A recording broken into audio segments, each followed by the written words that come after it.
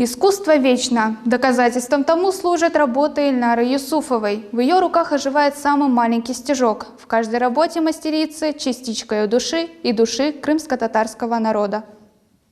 Художественный вкус, чувство цвета, умение видеть большое в самом маленьком стежке. Все эти качества наряду с терпением, усидчивостью и целеустремленностью необходимы тем, кто посвятил себя нелегкому, но почетному делу – вышиванию. Ильнара Юсуфова в этой профессии 9 лет. В возрасте 12 лет я узнала о курсах вышивки Махлама, и мне как-то захотелось больше узнать о нашей культуре, о нашем народе, и вот я решила посетить, научиться, обучиться этому, так сказать, ремеслу. О первых работах вспоминает с улыбкой. Первая работа — это был фес, затем Хоранхапе и пано. Я до сих пор их храню, хотя мне хотели фес купить, приобрести, но как-то для меня это что-то очень близкое, и вот они ценны для меня, хоть они не выполнены как в качестве ученика, не как мастер, но это для меня какое-то сокровище мое, первое. Мастерская для Ильнары Юсуфовой – это мир, в котором есть место творчеству, идеям и их реализации. Здесь своя атмосфера, где образы приобретают очертания и воплощаются в работах. Это моя мастерская. В общем, здесь создается большая часть моих работ. Царит творческая атмосфера, беспорядок, можно сказать, творческий.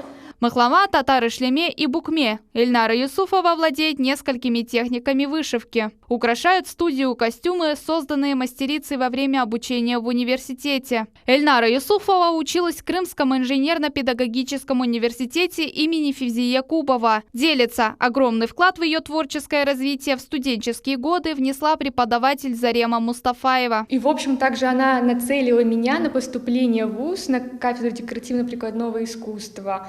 Это не просто преподаватель, это человек, который готов делиться всем своим опытом. Вышивальщице важно знать язык символов крымско-татарского орнамента. По узорам можно узнать историю рода. Хоранхапе мастерица создавала полмесяца. На нем изображен орнамент древа жизни. Изображаются здесь 3 поколения. Это прошлое, настоящее и будущее. Допустим, в первую очередь начинаем с корней. Это изображается дом, стойкость. Затем мы изображаем жениха.